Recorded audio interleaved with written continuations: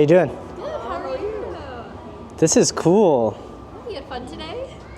I just got here. I don't know if I'm going the right way or not, but... Probably not. Have you been downstairs? Have you seen Toronto and Ottawa? I literally came in here, I hung a left, I saw here, and I'm looking at all these cool little things. Okay. So what you're going to want to do is go back around where you came. Uh-huh. The first destination is Niagara Falls, Oh. which is on this level.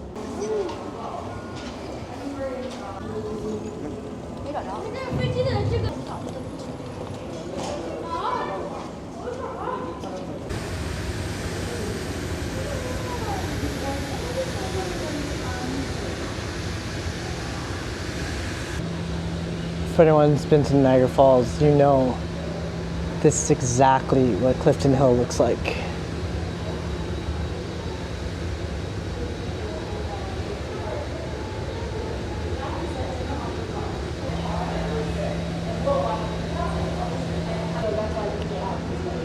Little Canada is just absolutely crushing it. This is worth every penny.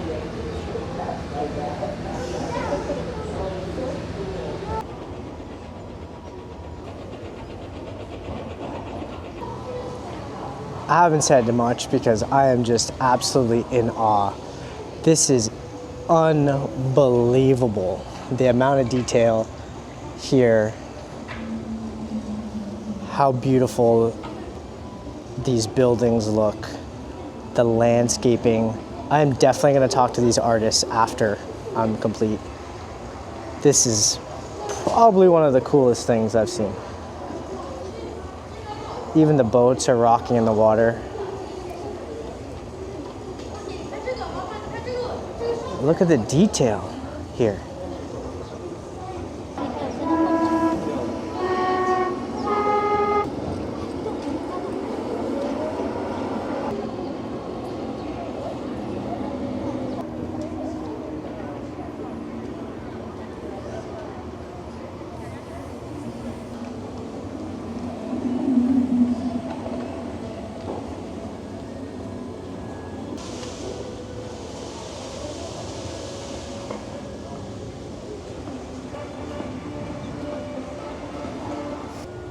So a place I always wanted to visit is Victoria, BC.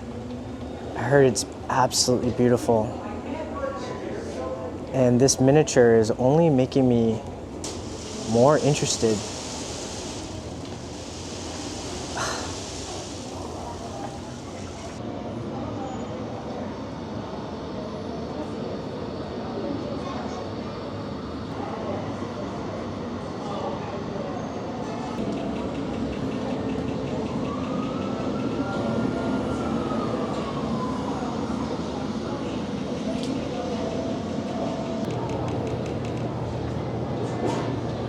Oh, they even have Honest Ed's. I used to live down the street from Honest Ed's. Sky Dome. I don't know if anyone actually calls this place by its current name. Pretty sure everyone still calls it Sky Dome.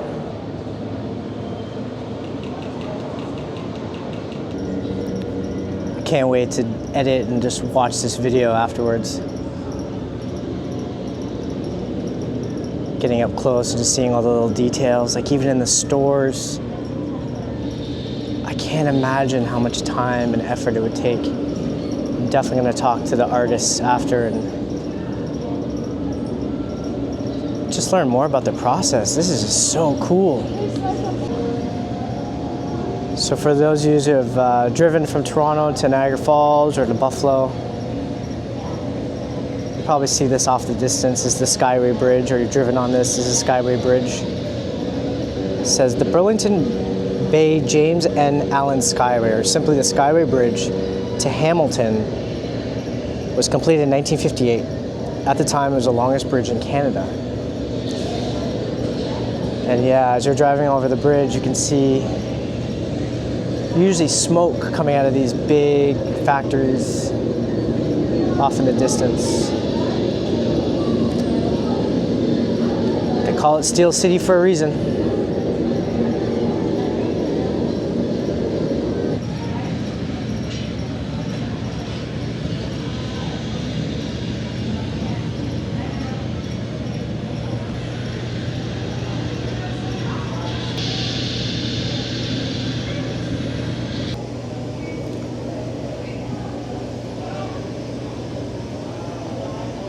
And the light slowly changes too, so you get kind of a day view into an evening, and soon it's going to get dark in here. I think that's a really cool touch. Look at these roller coasters. So this is, I think this is supposed to be Laurent.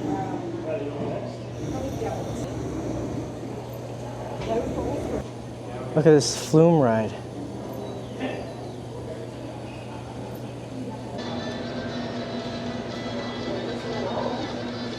So some of you know I have a Christmas village at a store called Georgian Christmas in Blue Mountain. And my Christmas village got nothing on this. This is unbelievable.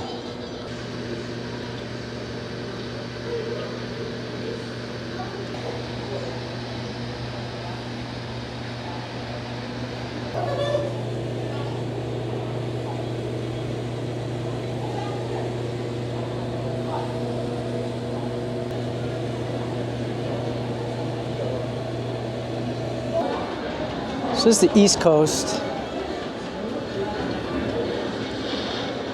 I've never actually been east of Quebec City, and I've talked to my wife and my family about going. I hear such great things about it. Let me know if you're out from, PEI, New Brunswick, Nova Scotia.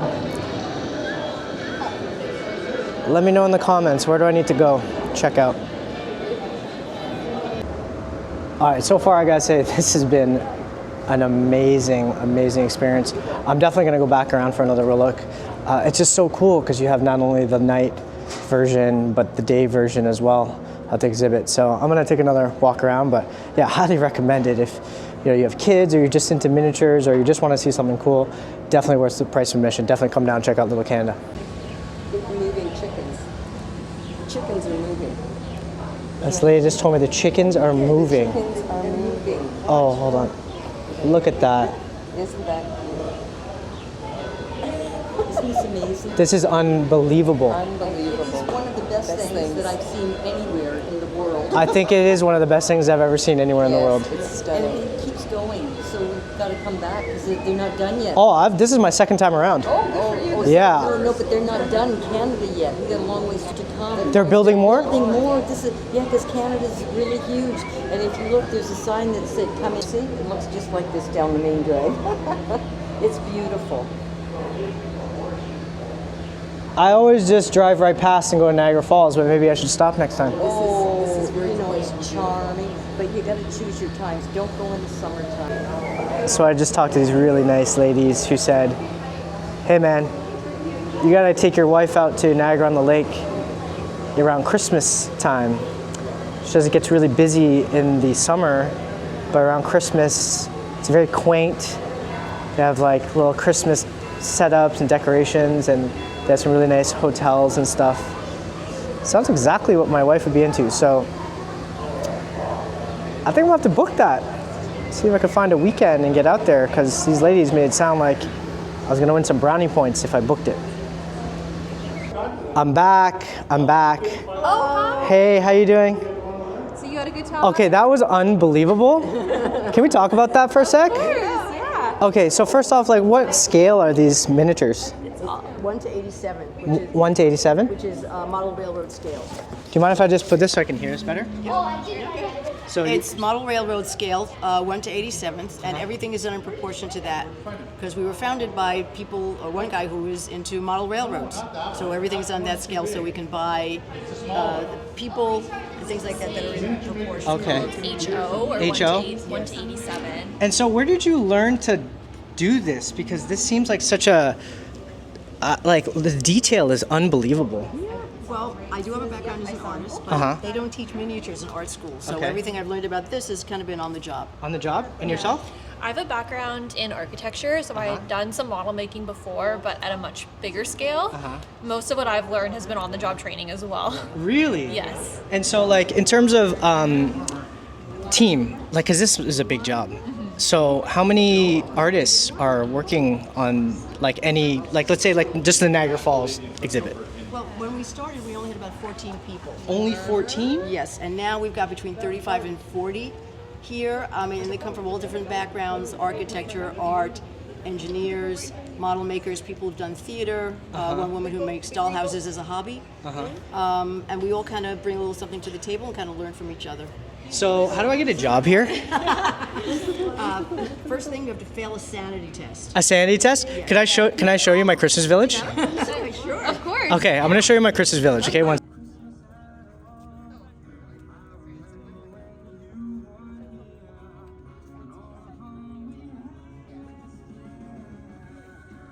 So I showed you earlier my Christmas village. Yes. Do you think that's gonna be enough as a resume? Like, do you think I'll get an interview with that, or? I think it looks pretty detailed. Let's see how you do on the sanity Yes. test. I gotta do the sanity. I You gotta have to fail the sanity. fail the sanity test. Yeah. There's a lot. So okay. So this tree. I'm looking at this tree. Yes. It is super detailed, super cool. Can you walk us through, like, what's the process for making this tree Yes. from this? Yes, so this is our most detailed tree. It takes about 3.5 hours to make one of these trees. You'll typically find it close to the railing, right at the front. But we start with copper wire and we actually twist it around a nail. And then we'll take these strands and twist them into loops just to build out the shape of the branches. Once we have the armature, we'll go in with some layers of paste and paint to make it look more like tree bark. This material is actually very delicate. It's a dried out weed that's treated. So we'll take a little bit of it and glue it between all the sections of branch.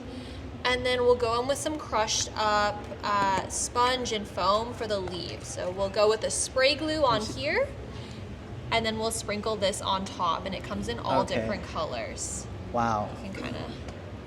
And so, like, in a shift, you'll be lucky if you get 2 trees done, kind of thing.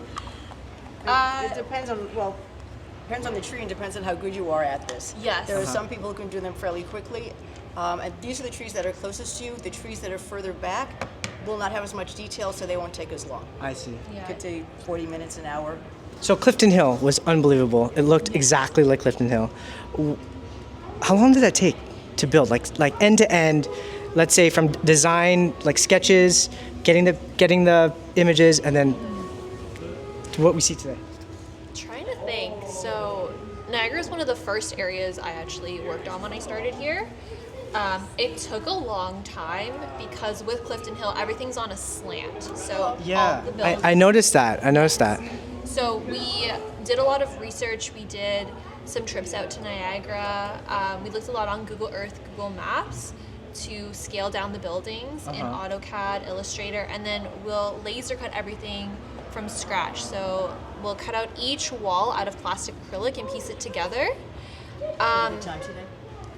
I would say probably about 2 years, maybe a little over 2 years, just because it was 2 years, people.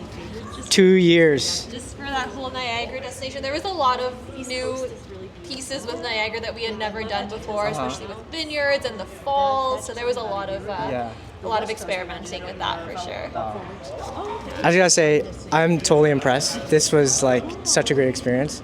Thank you so much. Oh, thank you. For doing it. Yeah, I had such a great time. I'm so glad. I'm gonna send in my Christmas Village video as a resume, and maybe I'll get a call back. All right, perfect. See ya.